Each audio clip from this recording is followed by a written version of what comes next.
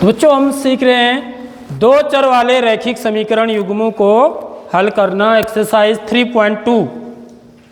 ठीक है, डेट 12/4/2024। देखिए इसका जो सेकंड पार्ट है, सेकंड पार्ट करने जा रहे हैं हम। क्या है बच्चों, equation s minus t equal to है 3 और s बट्टे टी धन t बट्टे 2 बराबर कितना है, 6 है। ये मेरी समीकरण 1 है और ये समीकरण 2। तो यहां पर मैं कौन से समीकरण से निकालना आसान है, s का मान t के पदों में या t का मान s के पदों में, कौन से समीकरण से निकालना आसान है?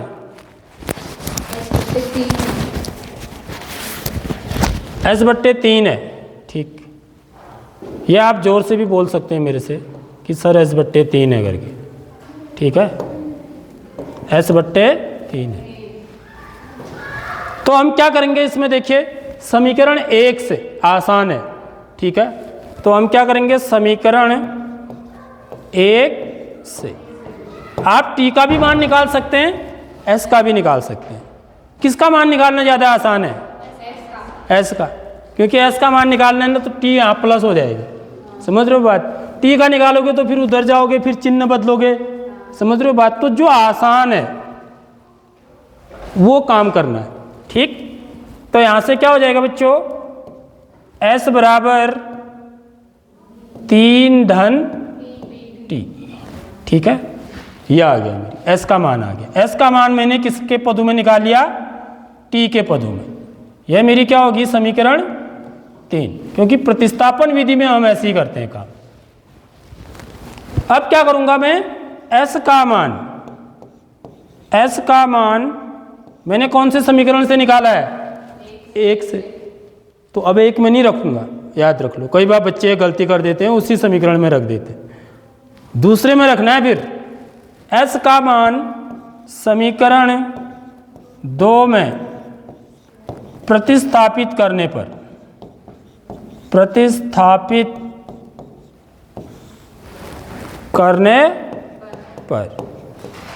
s का मान आप समीकरण 2 में प्रतिस्थापित करेंगे तो s की जगह पर क्या लिख देंगे, 3 धन t।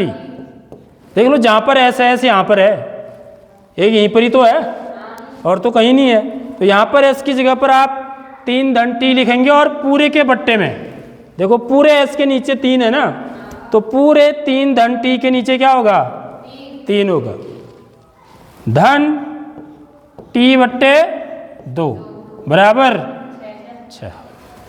अब ये वाले समीकरण हम छोटी क्लासों में हल करना सीख चुके हैं। यहाँ पर आपको थोड़ा सा लग रहा होगा, थोड़ा कठिन जैसा है, क्योंकि ये किस रूप में है, भिन्न के रूप में। तो उसमें घबराना नहीं है, भिन्न का जोड़ तो आता ही है आपको। जैसे भिन्न को जोड़ते हैं, सेम वही काम करना है। तो यहाँ पर क्या होगा बच्चों, यहाँ पर कर लेता हूँ इसको, 3 और 2 का लॉसो कितना होगा, 6 होगा। ठीक है, अब 3 का भाग 6 में देंगे, कितनी बार जाएगा, 2 बार। अब 2 से किसको गुणा करेंगे, 3 धन t को, खाली 3 को नहीं, क्योंकि ये पूरा पद है। तो 3 धन t को किस में लिखा जाएगा, कोष्टक में। शाबाश, ये चीज जो समझ गया ना बच्चा, उसको कोई दिक्कत नहीं, थोड़ा लंबा लगेगा।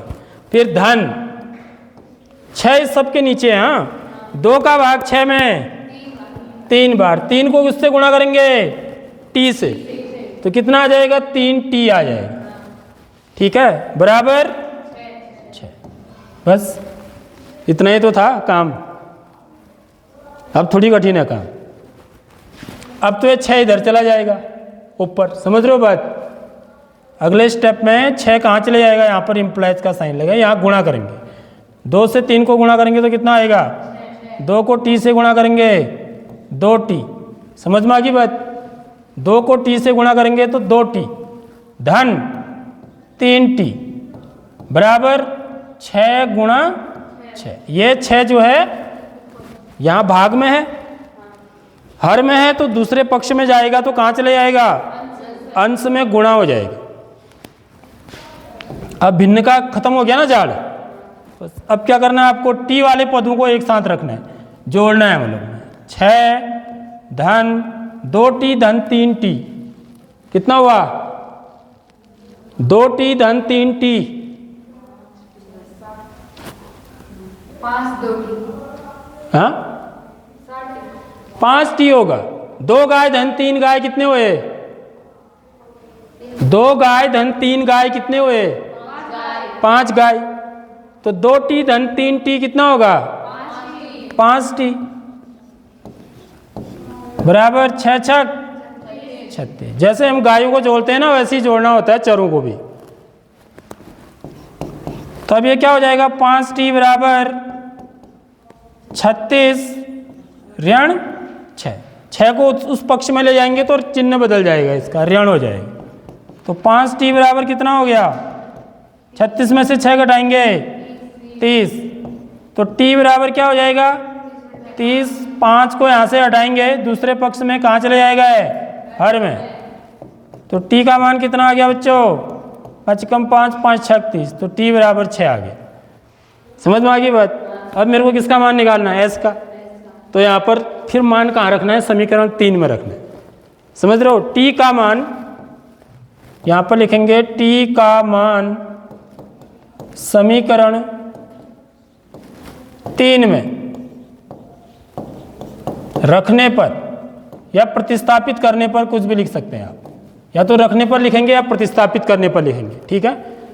तो यहाँ पर t की जगह पर 6 लिख देंगे तो s बराबर क्या हो जाएगा 3 धन 6, तो s का मान कितना आ गया बच्चों 9 आ गया। तो मेरे हल क्या आ गए, हल क्या हुए s बराबर 9 t बराबर 6। अब इसको चेक करेंगे यहाँ पर, ठीक है। s माइनस टी 9 ऋण 6 बराबर 3 होता है नहीं होता है, होता है। समझ में आ रही बात। s बट्टे 3, s कितना है 9, 9 बट्टे 3 धन t कितना है 6 बट्टे 2 बराबर 6 आना चाहिए, ठीक है। 3 का भागा 9 में कितनी बार गया 3 बार, 3 3 9। 2 का भागा 6 में कितनी बार गया 3 बार, 2 3 6। 3 में 3 जोड़ोगे 6 आएगा। तो इसका मतलब मेरा आंसर क्या है सही है। देखो कठिन है सवाल।